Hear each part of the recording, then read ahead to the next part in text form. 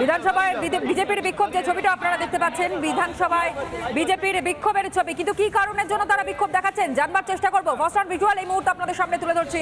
বিধানসভার বাইরেই বিজেপির বিক্ষোভ কর্মসূচি, প্ল্যাকার্ড হাতে বিক্ষোভ দেখাচ্ছেন বিজেপি বিধায়করা। বিট্টু রায়চৌধুরী আমাদের প্রতিনিধি আমাদের সঙ্গে। বিট্টু, কি কারণের জন্য এই বিক্ষোভের ছবি? ধন্যবাদ। প্রথমেই বলবো 2 নম্বর গেটের সামনে এই মুহূর্তে বিক্ষোভ চলছে। আমার সঙ্গে রয়েছেন অম্বিকা রয়, দীপকর ঘরমিত। সবার কাছে যাবো যে কি কারণে এই ঘটনাটা ঘটলো। আপনারা ধর্মীয় আচরণ স্বাধীনভাবে পালন করতে চেয়ে মূলত এই আজকে মুলতবি প্রস্তাবটা এনেছিলেন, কি হলো? মুখ্যমন্ত্রী এতটাই নীরব যে ক্রমাগত পশ্চিমবঙ্গে আমাদের রাজ্যে যে প্রতিমা ভেঙে দেওয়া হচ্ছে, মন্দিরে অ্যাটাক করা হচ্ছে, রাজাবাজারে কালী মন্দিরে অ্যাটাক করছে, ক্রমাগত হচ্ছে, কিন্তু মুখ্যমন্ত্রী একেবারে নীরব।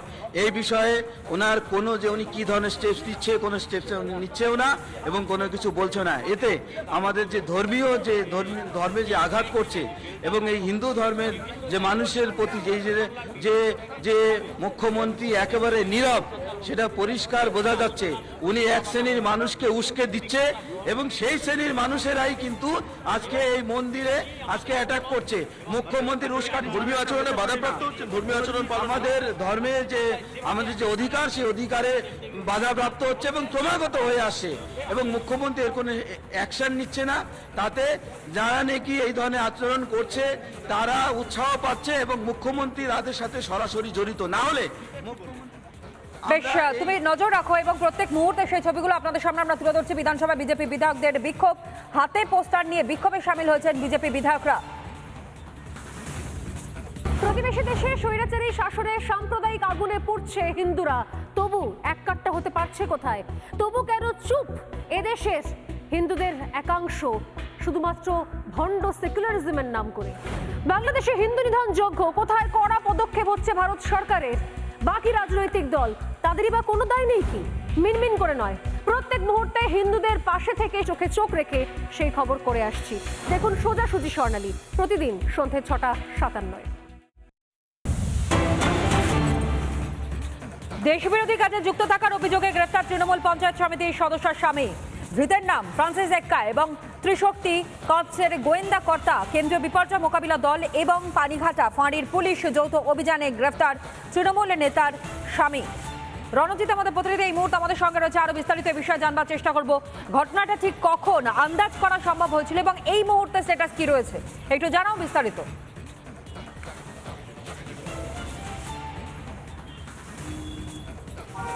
দেখো তনয়া, দীর্ঘদিন ধরে ভারতীয় সেনার গোয়েন্দা বিভাগের কাছে সূত্র মারফত যে তথ্য ছিল, শিলিগুড়ি লাগোয়া ফাঁসি দেওয়া অঞ্চলে এই ব্যক্তি, যার নাম ফ্রান্সিস এক্কা, তিনি স্থানীয় তৃণমূল পঞ্চায়েতের সদস্য অমৃতা এক্কার স্বামী, তার বিরুদ্ধে দেশ বিরোধী কার্যকলাপের তথ্য পেয়েছিল ভারতীয় সেনার গোয়েন্দা বিভাগ। সেই সূত্র ধরে তার কাছে একটি অত্যাধুনিক যে মেটাল, যা কিন্তু ক্যালিফোর্নিয়াম নামে পরিচিত, ক্যালিফোর্নিয়া ইউনিভার্সিটি ল্যাবে এই মেটাল তৈরি করা হয়, যা কিন্তু নিউক্লিয়ার ওয়েপেন, সেই ওয়েপেনে ব্যবহার করা হয়। একাংশ বিজ্ঞানীরা মনে করছেন যে অ্যাটম যে বোম রয়েছে তার থেকেও কোনো অংশে এই মেটাল শক্তিশালী। ক্যালিফোর্নিয়াম যেমন উদ্ধার হয়েছে, ডিআরডিও অর্থাৎ ডিফেন্স রিসার্চ ডেভেলপমেন্ট অর্গানাইজেশন, এই অর্গানাইজেশনের অত্যন্ত গুরুত্বপূর্ণ নথি তার থেকে উদ্ধার হয়েছে। পরবর্তীতে ভারতীয় সেনার গোয়েন্দারা সেখান থেকে সেই সমস্ত জিনিস সংগ্রহ করে তা কিন্তু ইতিমধ্যে ল্যাবে পাঠানো হয়েছে। সেই সমস্ত জিনিস যেমন পরীক্ষা নিরীক্ষা চলছে। তার হাতে এই ধরনের জিনিস কোথা থেকে আসলো, কেনই বা তার বাড়িতে মজুত রাখা হয়েছিল, সেই বিষয়ে কিন্তু গোয়েন্দারা ইতিমধ্যে ম্যাগনিফাইং গ্লাসের নিচে চুলচেরা বিশ্লেষণ করছেন। একাংশ যেমন মনে করছেন ভারতবর্ষ এই অংশ অর্থাৎ যে চিকেন নেক করিডোর, তা কিন্তু 7 সিস্টার্সের যেমন সংযোগকারী স্থান, তেমনই কিন্তু আন্তর্জাতিক দিক থেকে অনেকটি গুরুত্বপূর্ণ একটি এলাকা।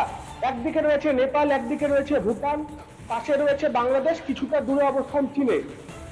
ভারতবর্ষের যারা শত্রু দেশ, তাদের থেকে কিন্তু এই চিকেন নেক করিডোরকে ঘিরে কিন্তু একাধিক সময় বিভিন্ন রকম থ্রেট উঠে আসে।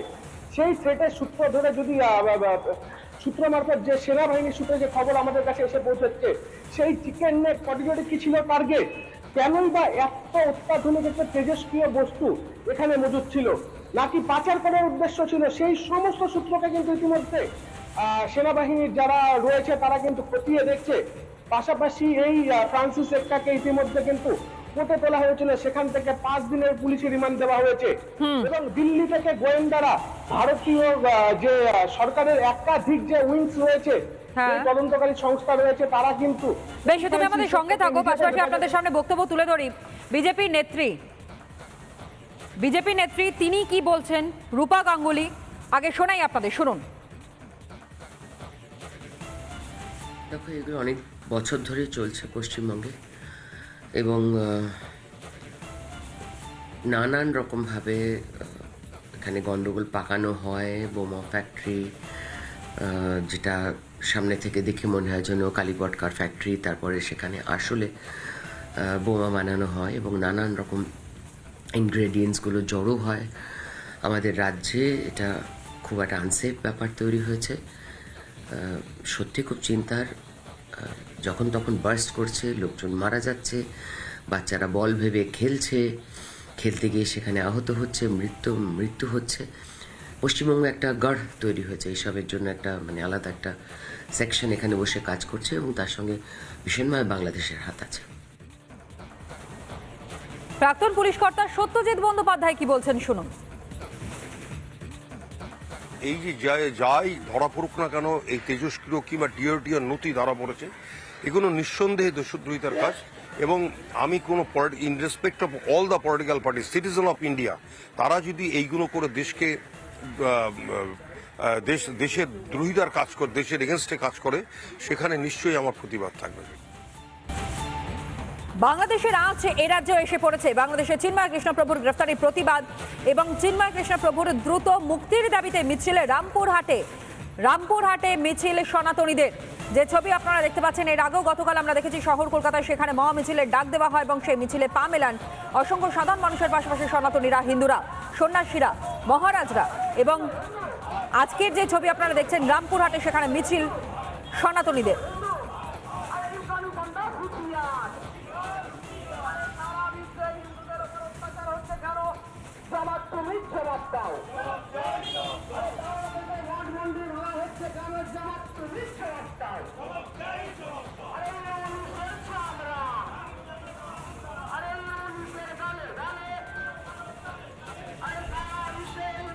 সাধু সন্তরা, সন্ন্যাসীরা, এমনকি সনাতনীরা তারা পথে নেমেছেন। রামপুরহাটের ছবি দেখতে পাচ্ছেন।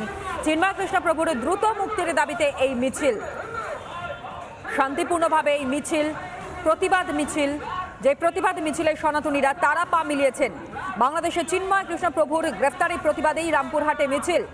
পুরুষদের পাশাপাশি তারাও এই মিছিলে পা মিলিয়েছেন। অবিলম্বে চিন্ময় প্রভুকে মুক্তি দিতে হবে, এই দাবিতেই এই মিছিল রামপুরহাটে।